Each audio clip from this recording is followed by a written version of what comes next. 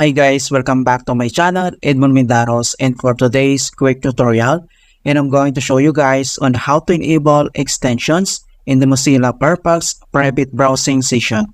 So if you're in a private mode, which is similar to incognito mode in the Google Chrome, and you want to allow certain extensions to have access to the browser when in such a mode, even though typically those extensions are disabled by default, and then I'm going to show you on how to enable.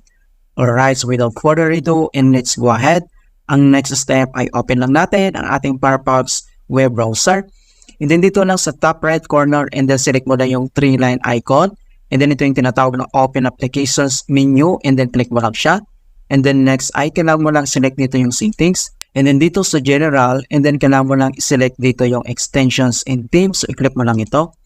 And then dito sa manage your extensions, makikita mo lahat dito yung extensions na naka-add dito sa Firefox browsing natin. And the next step ay open mo lang dito yung isa sa mga extensions. So halimbawa itong Norton Password Manager, i-click mo lang ito.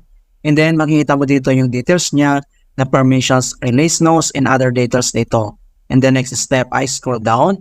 And then makikita mo dito yung other option settings na allow automatic updates. Pwede mong i-turn on or off, right?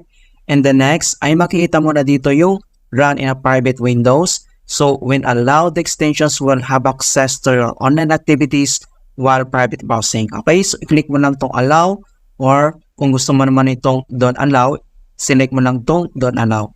Right, so in the other option settings ulit, makikita mo dito yung run on sites with the restrictions. So pwede mo naman itong i-allow or don't allow. Okay, so it's up to you naman sa option mo yan. Alright. So, ganun lang po kasimple mga kaibigan kung paano natin enable ang Firefox extensions in private browsing mode. Alright, so please don't forget to like this video, subscribe to my channel for more quality content. Thank you guys, and see you in my next tutorial.